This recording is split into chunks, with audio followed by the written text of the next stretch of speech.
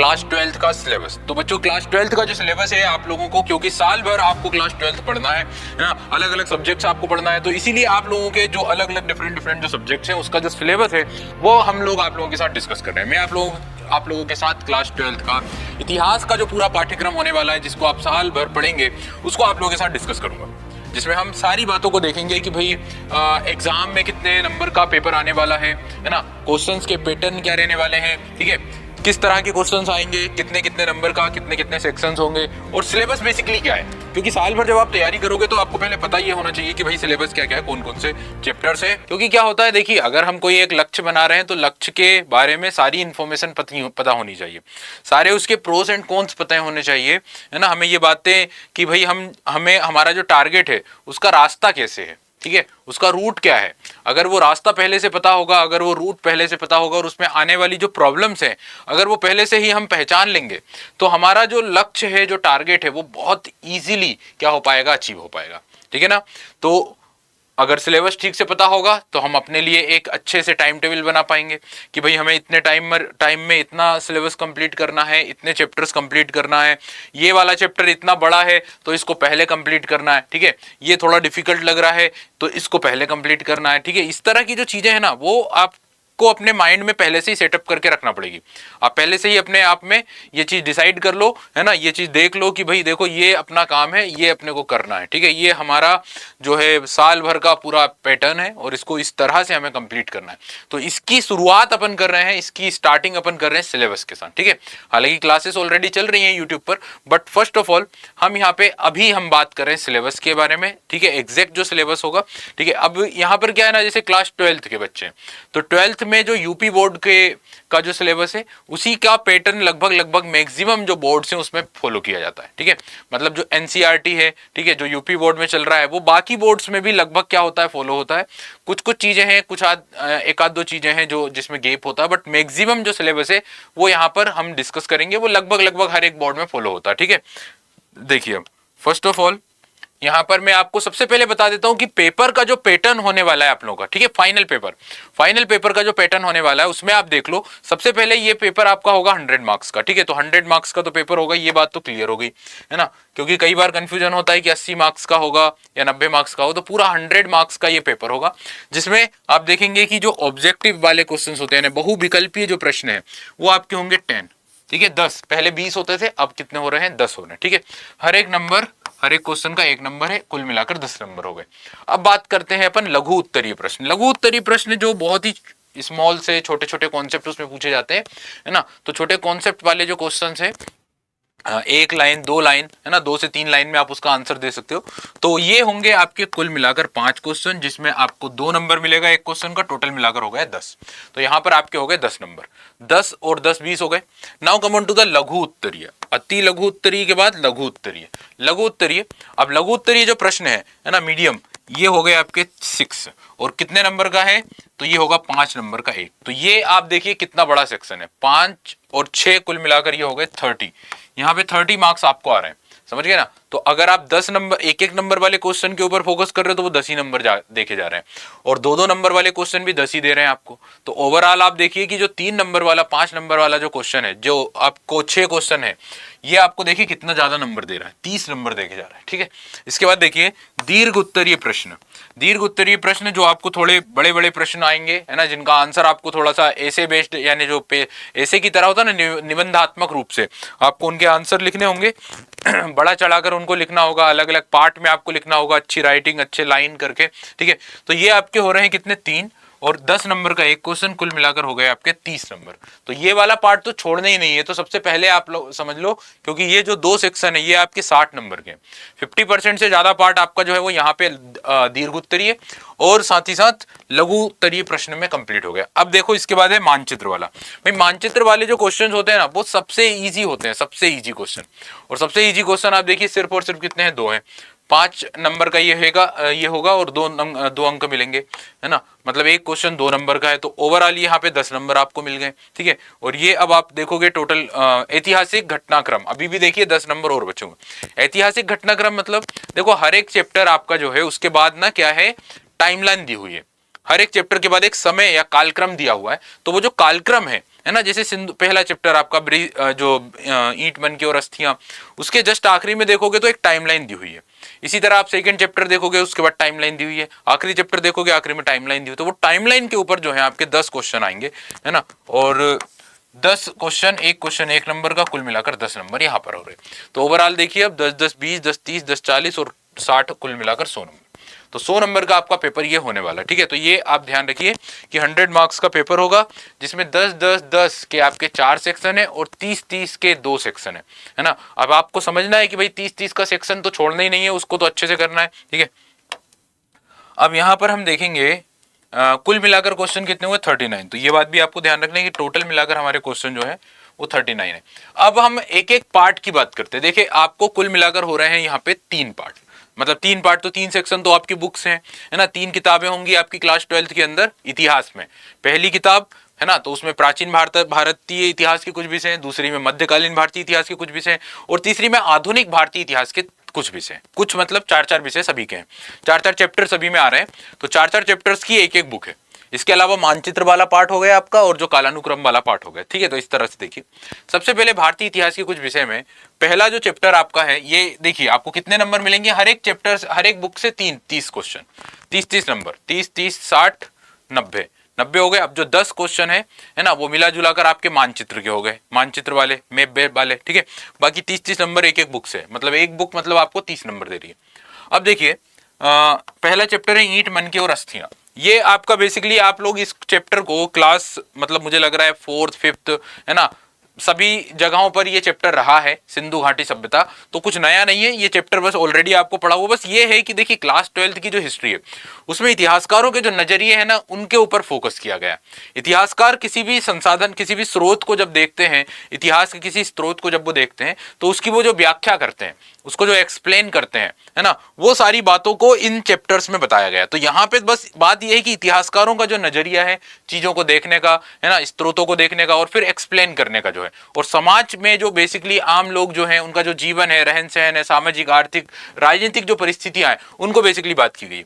तो सबसे पहले आप देखोगे इसमें कि हम हमारे देश के जो प्रारंभिक शहर हैं, जैसे हड़प्पा और मोहनजोदड़ो, हम बोल सकते हैं भाई भारत के फर्स्ट सिटीज में से एक है।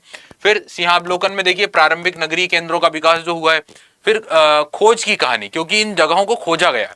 अब खोजा कैसे गया है, तो उसमें देखिए सबसे पहले अलेक्जेंडर कुनिंघम, है ना, एक आर्कियोलॉजिस्ट होते हैं, एक पुरातत्व शास्त्री होते हैं भारत में।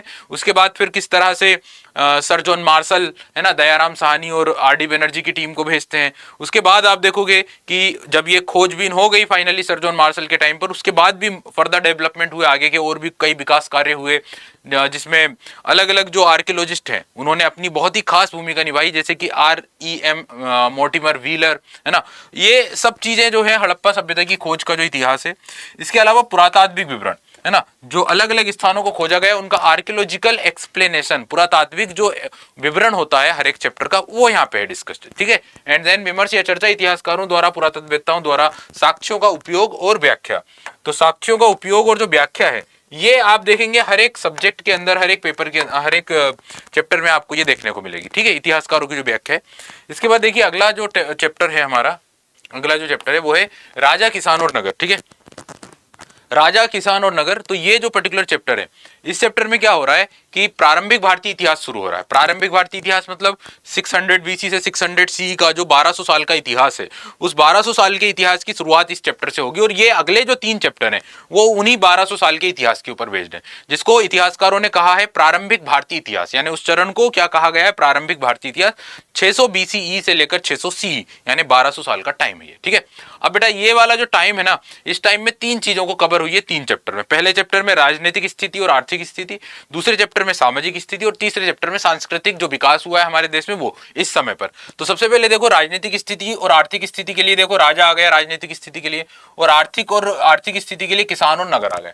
तो राजा राजनीतिक स्थिति को प्रदर्शित करता है कि भाई जो 16 महाजनपद यानी 16 जो राज्य इमर्ज हुए, है ना, इस समय पर देखो अलग अलग डायनेस्टीज आई, जैसे मौर्य वंश आया, मौर्य के पहले भी कई सारी डायनेस्टीज आई। इस चैप्टर में मौर्य वंश के जो राजा हैं जैसे सम्राट अशोक वगैरह, उनके अभिलेख, उनके द्वारा किए गए कार्य, उनको ज्यादा इतिहासकारों ने मेंशन किया। जो लिपियां उन्होंने इस्तेमाल की, ब्राह्मी, खरोष्टी, है ना, जो अभिलेख मिले हैं उनकी जो खोज की पूरी कहानी है, लिपियों का जो अध्ययन है, उसका जो स्पष्टीकरण है। आपको पता है प्राचीन जो लिपियां हैं, जो सबसे पुरानी लिपि इस्तेमाल की गई थी अशोक के अभिलेखों में, ब्राह्मी और खरोष्टी, इन स्क्रिप्ट को एक ब्रिटिश ऑफिसर जिसका नाम सर जॉन मार्शल था, उसके द्वारा उनको समझा गया। उनके शब्दों का जो उच्चारण है, उनके शब्दों की जो पहचान है, वो सर जॉन मार्शल ने करी। अब उसके लिए क्या उन्होंने कदम उठाया, किस तरह से किया गया, क्योंकि दशकों लग गए उसको समझने में, ठीक है। देन अभिज्ञान, राजनीतिक जो और आर्थिक इतिहास की अवधारणा है, जैसे मैंने ऑलरेडी बताया, अशोक के शिलालेखों और गुप्तकालीन भूमिदान के जो अभिलेख हैं, और इतिहासकारों के द्वारा शिलालेखों की व्याख्या है ना, और उनका जो महत्व है उसके ऊपर इतिहासकारों ने क्या किया है, चर्चाएं की। देन हमारा है अगला चैप्टर, बंधुत्व, जाति तथा वर्ग। ये चैप्टर 3 है। इस चैप्टर के अंदर, तीसरे चैप्टर के अंदर क्या है, इस चैप्टर के अंदर उस समय की जो सामाजिक स्थिति है, समाज की जो व्यवस्था थी, समाज में किस तरह से वर्गीकरण था, समाज में किस तरह से ऊंच नीच हुआ करती थी, भेदभाव हुआ करते थे, है ना, इन सब बातों को समझा गया इस चैप्टर में, यानी सामाजिक स्थिति की बात हुई है। और सामाजिक स्थिति को समझने के लिए हमारे इस चैप्टर के अंदर एक बहुत ही महत्वपूर्ण भारत का जो एक धार्मिक ग्रंथ है, यानी महाभारत, उसके जरिए उस समय की सामाजिक स्थिति को समझने की कोशिश की गई, ठीक है। तो ये जो चैप्टर है हमारा बंधुत्व, जाति एवं वर्ग, इसमें क्या किया हो रहा है, महाभारत का विशेष संदर्भ लिया जा रहा है, ठीक है। जाति, वर्ग और बंधुत्व और लिंग के आधार पर समाज की जो संरचना थी, एंड देन खोज की कहानी। भाई महाभारत के अंदर जिन जगहों का वर्णन है ना, उनकी खोज इतिहासकारों ने करने की कोशिश की, ठीक है। तो खोज का विवरण जो है, महाभारत का प्रकाशन, इसका संरचना और प्रवर्तन, महाभारत का एक पूरा का पूरा प्रकाशन हुआ जिसमें 47 ईयर लग गए। महाभारत के अंश और इतिहासकारों द्वारा अनेक विश्लेषण और सामाजिक इतिहास के पुनर्निर्माण के लिए अनेक वैकल्पिक स्रोत, ठीक है। Now come to the 4। अब देखो 4th जो हमारा चैप्टर है वो सांस्कृतिक विकास से संबंधित है, और इसीलिए इस चैप्टर के अंदर जो विचारक है ना, यानी जो फिलोसोफर, विद्वान लोग हैं, इसके अलावा उनके जो फिलिप्स हुआ करते थे, और जो इमारतें यानी बिल्डिंग, जैसे सांची का स्तूप है, या प्रारंभिक जो मंदिर बनवाए गए हैं, ठीक है, या जो मूर्तियां बनवाई गई हैं, उन चीजों के जरिए हमने अपने देश के सांस्कृतिक विकास की एक झलक देखी कि हमारे देश का सांस्कृतिक जो विकास हुआ, जो आज हमारे देश में हमारे लोगों के द्वारा, हम लोगों के द्वारा फॉलो किया जाता है, एक्चुअली उसकी नींव डलना जो है इस समय पर शुरू हुई थी। आज जो हम अपने मंदिर देखते हैं, उनकी शुरुआत इस समय पर हुई। शुरुआत में मंदिर ना सिर्फ एक छोटे कमरे में बनाए जाते थे, एक छोटा कमरा हुआ करता था, है ना, जो एकदम लगभग चौकोर होता था। लेकिन बाद में फिर आप आज के समय के मंदिर और उस जमाने के मंदिर को देखिए, दोनों में डिफरेंस है, लेकिन वहां से शुरुआत हुई है। उसी तरह स्तूपों की बात करें या बौद्ध धर्म की बात करें, आज आपको बौद्ध धर्म में बहुत सारी चीजें मिलेगी, लेकिन शुरुआती बौद्ध धर्म अलग था। तो शुरुआती बौद्ध धर्म इस समय पर हुआ, जैन धर्म इस समय पर हुआ, और इन तीनों परंपराओं के अलावा, मतलब पौराणिक हिंदू धर्म, वैदिक हिंदू धर्म, इसके अलावा जैन धर्म, बौद्ध धर्म, इसके अलावा भी कई सारी परंपराएं इस समय पर विकसित हुई। यानी ये जो पर्टिकुलर फेज था हमारा 1200 साल का, इस समय पर देखिए कई सारे फिलोसोफर्स हुए, विचारक हुए, है ना, और उनकी जो अभिव्यक्ति है, उनके जो बातें हैं, उसके ऊपर लोगों ने बिलीव किया, है ना, और वो अभिव्यक्त किया अलग अलग चीजों के माध्यम से, जैसे मूर्तियों के माध्यम से, मंदिरों के स्तूपों के माध्यम से। तो इस चैप्टर में सांस्कृतिक विकास, बौद्ध धर्म का इतिहास है ना, वैदिक, जैन, वैष्णव, शैव परंपराओं के बारे में भी बातें हैं संक्षिप्त में। ज्यादा डीप में किसकी बात हुई है, गहराई में या ज्यादा डिटेल में बात हुई है, बौद्ध धर्म की। बाकी वैदिक परंपराएं, जैन परंपराएं, वैष्णव परंपराएं, शैव परंपराओं को संक्षिप्त में डिस्कस किया गया। अब विशेष अध्ययन है बौद्ध धर्म का। बौद्ध धर्म में सांची के स्तूप को डिटेल में चर्चा की गई, ठीक है, गहराई में। शिल्प कला की बात करें तो बौद्ध स्तूप, जो सांची का जो स्तूप है, उसमें मूर्ति कला वगैरह का जो है डिस्कशन है। एंड देन इतिहासकारों द्वारा शिल्प कला का उपयोग और बौद्ध इतिहास के पुनर्निर्माण के अन्य स्रोत, ठीक है। तो ओवरऑल आप ये समझिए कि चैप्टर बड़ा ही इंटरेस्टिंग है। इस चैप्टर के अंदर हम प्रारंभिक इतिहास के भारत में जो सांस्कृतिक विकास हुए हैं अलग अलग चीजों के बारे में हम उसको डिस्कस करेंगे। Now come on to the second book. अब बेटा ये जो सेकंड बुक है ये मध्यकालीन भारत का इतिहास बताती है, और ये बुक में भी आपको 30 नंबर मिलने वाले हैं। इसमें भी 4 चैप्टर्स हैं। पहले चैप्टर जो है मध्यकालीन, अच्छा मध्यकालीन इतिहास का समय आपको ऑलरेडी पता होगा, आप लोगों ने भारत के इतिहास को ऑलरेडी पढ़ रखा है। जनरली हम भारत का जो मध्यकालीन इतिहास है उसको हम समझते हैं कि वो लगभग जो है शुरू हुआ है 707 या 712 सी से स्टार्ट हुआ, और वो लगभग मुगलों का जो शासन चलता रहा, है ना, तब तक उसको उस पीरियड को माना जाता है, मतलब लगभग 1857 की विद्रोह या फिर 1707 तक, है ना, औरंगजेब की मृत्यु जब हुई उसके बाद तक जो है मध्यकालीन इतिहास मोटा मोटा इतिहासकार मानते हैं। तो ये आपका मध्यकालीन इतिहास है। लेकिन मध्यकालीन इतिहास की जो शुरुआत अपन इस क्लास 12th की हिस्ट्री में करेंगे, वो करेंगे यात्रियों के नजरिए के साथ। अब यात्रियों के नजरिए मतलब मीडिएवल टाइम में भारत में कुछ यात्रियां हैं, तो उन यात्रियों ने भारत की समाज के बारे में बातें बताई। जैसे कि अल बरूनी भारत आया, है ना, अफगानिस्तान से होता, वो वैसे वो मूल रूप से उज्बेकिस्तान का था। एंड देन अल बरूनी के बाद भारत में इब्न बतूता आए, उनके बाद फ्रेंकोइस बर्नियर जो फ्रांस का एक नागरिक था, फ्रांस का एक यात्री था जो भारत में औरंगजेब के समय पर आया या शाहजहां के समय पर आया। ठीक है, तो मुख्य विषय क्या, यात्रियों के विवरण है। भाई यात्रियों ने हमारे देश के मध्यकालीन समाज के बारे में क्या कहा, सामाजिक और सांस्कृतिक जीवन की रूपरेखा पता चलेगी। लेखन की कहानी, यात्रियों का परिचय, उन्होंने कहाँ की यात्रा की, क्यों की और किन विषयों पर उन्होंने लिखा। भाई जब यात्री हमारे देश में आए तो उन्होंने किन मुद्दों के ऊपर अपनी बातों को लिखा, क्या उन्हें बहुत ज्यादा इंटरेस्टिंग लगा, जो उनको लगा कि यार इसको लिखना चाहिए अपनी किताब में, तो वो सब चीजें इस चैप्टर में बातें हुई है इनके बारे में। फिर प्रमुख स्रोत क्या है, अल बरूनी, इब्न बतूता और बर्नियर के यात्रा वृत्तांत। विचार विमर्श, इतिहासकारों द्वारा इन यात्रा विवरणों की व्याख्या और इनका ऐतिहासिक महत्व बताया गया। देन अपना जो सेकंड चैप्टर है वो बहुत ही खास है, जिसमें भक्ति और सूफी परंपराओं को डिस्कस किया गया। भक्ति आंदोलन और सूफी आंदोलन मध्यकाल में होने वाली बहुत ही महत्वपूर्ण इवेंट्स थे, बहुत ही सांस्कृतिक या धार्मिक महत्व का ये पूरा आंदोलन रहा है। तो भारत में दक्षिण भारत में भक्ति आंदोलन की शुरुआत हुई और भारत में सूफी आंदोलन, मुस्लिम रूलर्स के साथ भारत में सूफी संत आए, है ना, ख्वाजा मोइनुद्दीन चिश्ती आए, निजामुद्दीन औलिया, इस तरह से बहुत ही प्रसिद्ध सूफी संत हुए, जिनके बारे में या उनकी परंपराओं के बारे में इस चैप्टर के अंदर बातें की हुई है। तो मुख्य विषय क्या है, भक्ति सूफी परंपराओं में मध्यकालीन धार्मिक इतिहास, भक्ति सूफी आंदोलन, है ना, धार्मिक सिंहावलोकन में धार्मिक विकास की मुख्य रूपरेखा, भक्ति और सूफी संतों के विचार, है ना, विश्वास और उनके व्यवहार। देन संचरण की कहानी, भक्ति और सूफी संरचनाओं को किस प्रकार लिपिबद्ध और संक्षिप्त किया गया है ना, संरक्षित किया गया है। साथ ही साथ चुनी हुई प्रमुख भक्ति और सूफी रचनाओं का महत्वपूर्ण अंश और इतिहासकारों द्वारा इन परंपराओं का विवेचन और सामाजिक व्याख्या। ठीक है, सामाजिक प्रभाव। नेक्स्ट, इसके बाद है हमारा अगला चैप्टर जो कि एक साम्राज्य की कहानी है और वो साम्राज्य विजयनगर साम्राज्य। तो चैप्टर नंबर 7 में विजयनगर साम्राज्य को डिटेल में डिस्कस किया गया है और इस विजयनगर साम्राज्य की जैसे राजधानी है, वहां की जो वास्तुकला है, वहां की जो राजनीतिक स्थिति है, इसके अलावा मंदिर निर्माण जो वहां पर हुए हैं, है ना, वहां की जो प्राकृतिक जो बनावट है, वो सारी चीजों को इस चैप्टर में खत्म में डिस्कस किया गया है। तो बेटा ये जो चैप्टर है इसमें स्थापत्य कला और हम्पी का जो विकास हुआ उसको कवर हुआ है।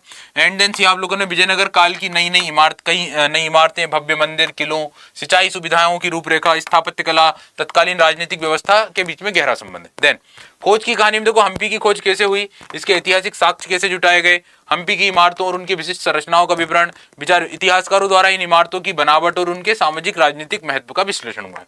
देन हमारे सामने आएगा अगला चैप्टर जिसमें हम उसी समय की 16वीं-17वीं शताब्दी के समय, है ना, जब भारत में मुगलों का शासन चल रहा था, उस जमाने में भारत में जो किसान थे, जमींदार थे, है ना, उनके जीवन पर क्या असर हो रहा था, स्पेसिफिकली किसानों के लाइफ में, है ना, क्या असर हो रहा था, समाज की क्या स्थिति थी। तो during the time of Mughals के टाइम पर 16वीं-17वीं शताब्दी में किसानों और जमींदारों की स्थिति को हमें देखना है और साथ ही साथ राज्य का उनके ऊपर जो असर है। अब इसमें क्या हुआ है कि जो सोर्स हमने लिया है वो आईने अकबरी को लिया है। आईने अकबरी के ग्रंथ के आधार पर, जो अबुल फजल का ग्रंथ है, कृषि संबंधों को हमने इस चैप्टर में समझने की कोशिश की है। अब देखिए 16वीं और 17वीं शताब्दी के दौरान ग्रामीण समाज और कृषि संरचना, उस समय की खेती और कृषि प्रणालियों में आने वाले बदलावों का ढांचा, संकलन की कहानी, अबुल फजल द्वारा आईने अकबरी का लेखन, संकलन और बाद में इसके अनुवाद का इतिहास, साक्ष्य। आईने अकबरी एक मुख्य साक्ष्य है जिससे बहुत सारे आंकड़े, स्टेटिक्स जो है वो पता चलता है। एंड देन विचार विमर्श, इतिहासकारों ने मुगल कालीन इतिहास के पुनर्निर्माण के लिए इस ग्रंथ का उपयोग किस प्रकार किया है। एंड देन हमारी आती है तीसरी बुक। अब ये जो तीसरी बुक है आधुनिक भारत के कुछ विषय, है ना, इस तीसरी बुक में भी 4 चैप्टर हैं और शुरुआत होती है औपनिवेशिक काल और देहात से। मतलब किस तरह से जो औपनिवेशिक शासन था उसका असर भारत के ग्रामीण क्षेत्रों पर हुआ। जब क्योंकि देखो शुरुआत तो शहरों से हुई लेकिन धीरे धीरे वो कहाँ की तरफ आगे बढ़ा, तो ग्रामीण क्षेत्रों की तरफ। तो ग्रामीण क्षेत्रों में जब अंग्रेजों का शासन गया तो किस तरह का इंपैक्ट हुआ है ना, किस तरह का प्रभाव पड़ा है ग्रामीण क्षेत्र के लोगों के ऊपर, पहाड़ी क्षेत्र के लोगों के ऊपर, जंगल में रहने वाले लोगों के ऊपर। ठीक है, ओवरऑल इस चैप्टर में वही चीज कवर की गई है। इसमें 3 जगह है, जैसे बंगाल, झारखंड और दक्कन, इन 3 जगहों के लोगों के ऊपर औपनिवेशिक शासन के असर को डिस्कस किया गया। ठीक है, तो देखिए क्या हो रहा है कि उपनिवेशवाद और ग्रामीण समाज, सरकारी प्रतिवेदनों के साक्ष्य, है ना, ये इस चैप्टर में डिस्कस्ड है। 18वीं शताब्दी के उत्तरार्ध में जमींदारों, किसानों और कलाकारों का जीवन, ईस्ट इंडिया कंपनी, राजस्व व्यवस्था और सर्वेक्षण, 19वीं शताब्दी में आए सामाजिक और आर्थिक परिवर्तन, दस्तावेजों की कहानी, ग्रामीण समाज में सरकारी जांच के कारण, विवरणों के प्रकार और प्रस्तुत प्रतिवेदन।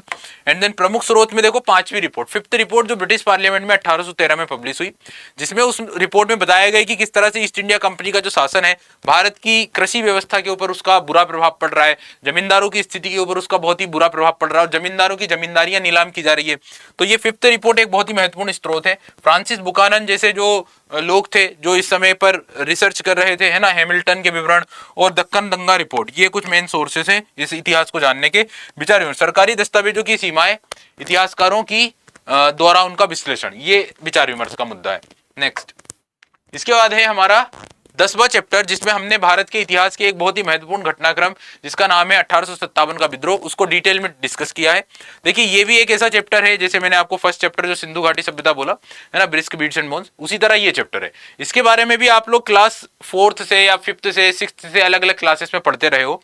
1857 का विद्रोह क्योंकि एक ऐसा चैप्टर है जो हर जगह पर डिस्कस हुआ है ना, तो अब यहाँ पे फिर से उसको और ज्यादा डिटेल में इस इतिहास को या इस चीज को डिस्कस किया गया इतिहासकारों के द्वारा, और अलग अलग जो घटनाएं इस इवेंट में हुई हैं उसको इतिहासकार किस तरह से उसको खोजे हैं, उसके लिए किस तरह के स्रोत हैं। तो बहुत ही इंटरेस्टिंग चैप्टर है 1857 के विद्रोह का चित्रण। 1857-58 की प्रमुख घटनाएं, इन घटनाओं को किस प्रकार संरक्षित और चित्रों के माध्यम से दर्शाया गया है। मुख्य केंद्र है लखनऊ पर विशेष ध्यान दिया गया, क्योंकि लखनऊ से विद्रोह का जो केंद्र था, है ना, वो बहुत ही एक्सट्रीमली और लंबे समय तक लखनऊ में विद्रोह चला। लखनऊ में जो बेगम हजरत महल है और उनके साथ में बहुत सारे तालुकदार, उनका पुत्र और नाना साहब, वहां से विद्रोह को लगातार रखने की कोशिश। हालांकि नाना साहब का विद्रोह कानपुर से हो रहा था, लेकिन कानपुर और लखनऊ दो महत्वपूर्ण केंद्र थे विद्रोह के। ठीक है, साक्ष्य 1857 ईस्वी के चित्र और समकालीन विवरणों के अंश। 1857 के दृश्यों ने किस प्रकार अंग्रेजों के नजरिए और नीतियों को परिभाषित किया, ये बातें। Then come on to the next chapter, जो कि है चैप्टर नंबर 11, जिसमें महात्मा गांधी और राष्ट्रीय आंदोलन की बातें हुई हैं। तो महात्मा गांधी और राष्ट्रीय आंदोलन की बातों का ये जो चैप्टर 11 है, इसमें देखो मुख्य विषय क्या है, समकालीन विचारक और जनता की दृष्टि में महात्मा गांधी, है ना, राष्ट्रवादी आंदोलन, ठीक है, एंड गांधीवादी राजनीति की प्रकृति और उनका नेतृत्व। मुख्य केंद्र क्या है, 1931 में महात्मा गांधी की भूमिका। स्रोत क्या है, अंग्रेजी और भारतीय भाषाओं के समाचार पत्रों की रिपोर्ट और अन्य समकालीन लेख। विचार विमर्श, समाचार पत्र इतिहास के पुनर्निर्माण में किस प्रकार एक महत्वपूर्ण स्रोत साबित होते हैं। ठीक है, सो गाइस ये सारी चीजें हैं जो हमें इस चैप्टर में डिस्कस करनी है। And then come on to the last chapter, जो कि है आपका संविधान का निर्माण। तो ये जो लास्ट चैप्टर है, चैप्टर नंबर 12, इसमें संविधान के निर्माण की बात होगी, है ना। संविधान के निर्माण में किस तरह से अलग अलग चीजों का रोल रहा, है ना, संविधान सभा ने किस तरह से कार्य किया, किन मुद्दों के ऊपर बहस हुई, किन मुद्दों के ऊपर काफी ज्यादा एक्सट्रीम लेवल पर डिस्कशन हुआ, वो सब बातें इस चैप्टर में। तो विचार विमर्श का के महत्वपूर्ण अंश, विचार उदाहरण में ये आ गया विचार विमर्श के महत्वपूर्ण अंश। देन विचार विमर्श में चर्चाओं से क्या निष्कर्ष निकला, इतिहासकारों ने उसे किस प्रकार से विश्लेषित किया। प्रमुख समितियां, संविधान सभा की प्रमुख समितियां, उनके अध्यक्षों की सूची, उनके कार्यों का संक्षिप्त विवरण। महिला सदस्य, संविधान सभा में कई सारी फीमेल मेंबर्स भी थी, तो महिला सदस्यों के बारे में भी इसमें इस चैप्टर में डिस्कशन हुआ है। ठीक है, तो ओवरऑल अगर आप देखें तो ये डिफरेंट चैप्टर्स हैं। लेकिन अब इसके बाद आता है आपका जो मानचित्र वाला कार्य। तो मानचित्र वाला कार्य आपका 10 नंबर देकर जाएगा। देखिए, प्रत्येक प्रश्न के लिए 0 मतलब 1 अंक सही उत्तर लिखने हेतु और 1 अंक मानचित्र पर सही स्थान अंकित करने हेतु निर्धारित होगा, है ना। अगर कोई लिखने वाली बात है तो आपको 1 नंबर मिलेगा, और अगर आपको मार्क करना है मानचित्र पर तो उसका 1 नंबर मिलेगा। ठीक है, विशेष निर्देश क्या है, अगर दृष्टिबाधित छात्र छात्राओं के लिए मानचित्र अंकन के स्थान पर 2-2 अंकों के 5 वैकल्पिक प्रश्न रखे गए। ठीक है, तो जो दृष्टिबाधित विद्यार्थी हैं उन लोगों के लिए अलग से व्यवस्था की गई है, 2-2 अंक के प्रश्न उनके लिए रखे गए। ठीक है, जो कि क्या है, अंकों के वैकल्पिक प्रश्न। और अभ्यास कार्य में देखो तीनों पाठ्य पुस्तकों में भाग 1, 2, 3 के अध्यायों में दिए गए मानचित्रों और आधारित प्रश्नों का गहन अभ्यास। प्रत्येक अध्याय के अंत में काल रेखा, है ना, क्योंकि उसके ऊपर भी 10 नंबर है, तो काल रेखा एवं महत्वपूर्ण ऐतिहासिक तिथियों पर आधारित प्रश्नों का अभ्यास। ठीक है, तो ये मैं आप लोगों को ऑलरेडी मैं बता चुका हूँ स्टार्टिंग में कि भाई देखो वहां से भी 10 नंबर आने वाले हैं, इसलिए उन्हें भी आपको अच्छे से करना है। सो गाइस, यहाँ पर क्या होगा कि हम लोग आपको इस पर्टिकुलर चैनल पर बहुत ही डिटेल में सारी चीजों को डिस्कस करने वाले हैं, साथ ही हम कई सारे कोर्सेज भी लॉन्च करने वाले हैं।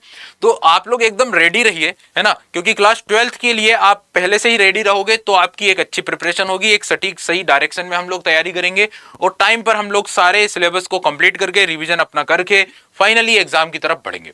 तो बच्चों एक बात ध्यान रखना कि यहां पर आपको रेगुलर अपडेट मिलने वाले हैं आपके साल भर के लिए। सारी प्रिपरेशन एक सही डायरेक्शन में आप लोगों को होने वाली है, तो इस चैनल को सब्सक्राइब कर लीजिए, लाइक कर लीजिए। और एक खास बात, मेरा एक टेलीग्राम चैनल है जहां पर मैं रेगुलर अपडेट आपको दूंगा।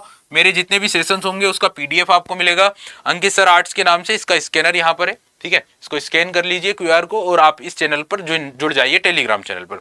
देन आप मेरा कूपन कोड इस्तेमाल कर सकते हो, जो भी हम लोग बैच लॉन्च करेंगे उसकी जो भी प्राइस होगा, उसका जो भी कीमत होगी, उस पर आपको एक एक्स्ट्रा डिस्काउंट मिलेगा अगर आप इस कोड का इस्तेमाल करोगे AK775। तो इस कोड का यूज करके आप अपने फीस को, अपने बैच की फीस को और ज्यादा क्या कर सकते हैं, कम कर सकते हैं। ठीक है, एंड देन यहाँ पर हमारा ये सारा डिस्कशन एंड होता है। फाइनली मैंने आप लोगों को सारा जो सिलेबस है क्लास 12th का इतिहास का वो आपको डिटेल में समझा दिया। देखिए इस वीडियो को बहुत अच्छे से आप देखिएगा, क्योंकि इसमें हर एक चैप्टर के बारे में मैंने बातें बताई हैं और उसमें आपको किन बातों को ध्यान रखना है वो आपको समझना है। तो इसे एकदम अच्छे से देखना है, बहुत ही सीरियसली देखना है। तो इसी के साथ अब हम इस सेशन को एंड करते हैं। हम लोग मिलेंगे अपनी क्लास में, और कुछ भी अगर नया फर्दर अपडेट आता है तो वो उसके लिए मैं आप लोगों के लिए एक सेशन कंडक्ट करूंगा। ठीक है, so guys, thank you so much, thank you so much.